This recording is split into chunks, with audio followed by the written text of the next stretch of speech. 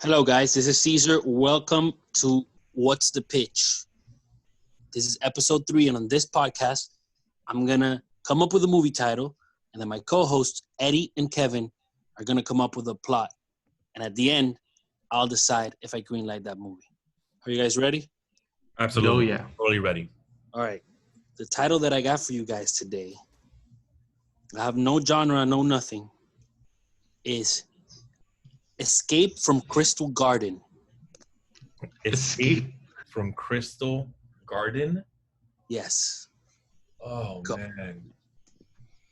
Okay, well, I mean, this kind of sounds like a young adult, almost children's movie, right? Kind of like Never-Ending Story or the Yeah. Princess Bride or something, right? Yeah. Escape Yeah. from Crystal Garden. Okay, so this is my thinking behind this, Eddie, and I want you to kind of follow me down this rabbit hole, and we can just completely 86 this if we want. But Okay. so Escape from Crystal Garden is going to be like a never-ending story, like Princess Bride type story.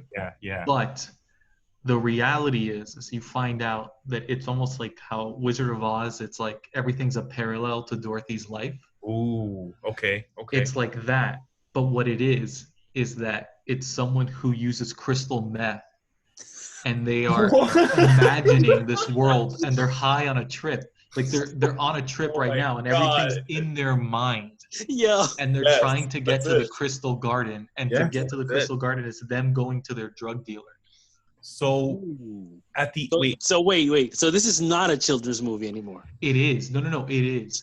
But it's not overtly stated. Like there's little hints peppered in where you're like, okay, this can be something else. But it's so never overtly stated. do we ever show the actual like crystal meth addict, or do we never? We just imply that there's a crystal meth addict dreaming about this. Yeah, you never show it. It's all super implied. So like those tinfoil hat people can have a fucking field day on this script. But it's gonna be a kids movie.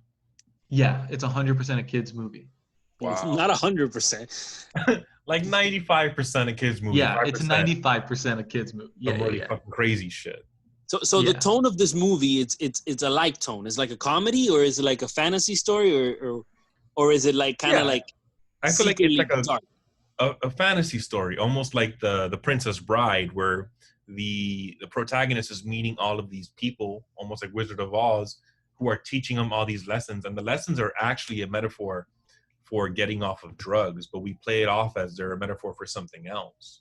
Mhm, Oh, I mean, because this person could be at home dying of a fucking crystal meth overdose, and he's dreaming this world. But are we gonna show this overdose? No, we're never going to show it. We're only going to imply it very, very subtly.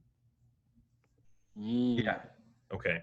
So the movie starts, and it can follow the protagonist, who is an addict. We just don't know that.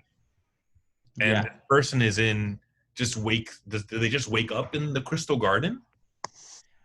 Yeah, How I does think it you get have to to Crystal do it Garden? like you have to do it kind of like Wizard of Oz, but you omit the like initial beginning. So The like tornado. yeah, you kind of like start from just the tornado. So just waking Dorothy waking up in Oz. Yeah. So just He our wakes up in the Crystal Garden. he wakes up in the Crystal Garden, and he's confused because he's never been here before. He doesn't know what's going on, and it's just Mhm. like this beautiful rainforest, but all of the trees and flowers are all made of crystal. So as Yes. he walks, he's stepping on all these crystals, and they're crumbling under his feet, and he's very confused as to why he's in this crystal garden. And he has to meet somebody. The first person he meets is, help me out, Kevin. Who does he meet? What's the first person that he meets here? Okay, so you have to essentially the building blocks for this has to be if you were someone, and we got to put our mindset on this. I know it's hard. If you were high on crystal meth and you're trying to meet your drug dealer, Yeah. who would you meet? Okay. So I think the first one has to be another junkie. Yeah.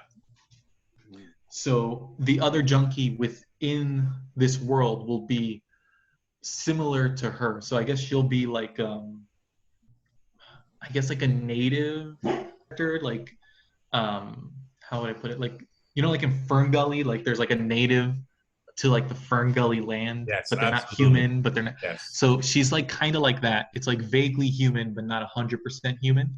Yeah. And then the other person she meets is like a similar type of person. And she's like, oh, I'm gonna go meet, or I'm gonna go find my way to like the Crystal Garden. I have to go to the Crystal Garden because I have to like, I'm feeling sick and I need to go to feel better.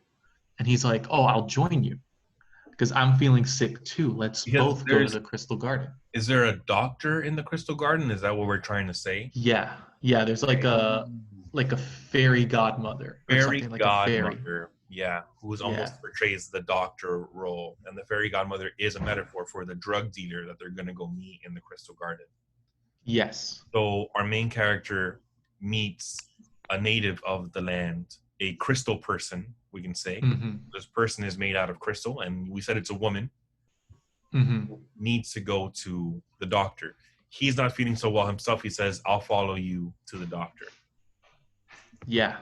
Now we're going on this journey down this forest made of crystal, but there needs to be a bad guy that tries to stop us from reaching that. I agree. So there needs to be some kind of villain, some antagonist. Who's gonna be here to stop our journey? What if there is it's either a monster or a gang, a group of people who don't want us to reach it? What if there was a metaphor for cops who are No, after us? What if, I don't mean to interrupt your pitch, but what if it's a version of himself without Ooh. teeth, all fucked up from all the meth use? Okay. So let's create some kind of monster that partially looks like our protagonist, Mm-hmm. Mm-hmm. Mm-hmm. and this monster is after him. Yes. Yes. Okay. So I think that works. But I think if you're doing that, then the other people around them can't react to this monster because it's an internal struggle at that point. Oh, I like that. This is But only he sees the monster. Yeah. Okay. Yeah. And he thinks it's like a curse. Like everyone's like, oh, you're cursed. It's because you're cursed. And that's why he wants to go see the Godfather, the doctor, because he's Yes. seeing all these monsters in his head that are trying to stop him. Yes. Okay. All right. Yes. I'm about this. Yeah, we're on the journey, and he meets the monster for the first time, and he starts trying to scream and running away, but no one else sees the monster, and they're all like, "Hey, where are you going? We have to go to meet the fairy godmother." It's like, I can't. This thing is trying to eat me, and there needs to be a battle that he has with that monster of some sort, that the people around him, the gang of friends that he's made in the Crystal Garden so far, help him overcome this monster. Mhm. So what would be the third act then? Would it be facing off with the monster, or would it be him reaching the quote unquote doctor? Okay, that's a very good question. I think that what we need to do is he has to get as close to the doctor as possible. So he's right outside of the castle where the fairy godmother doctor lives. But outside, something is going to tempt him.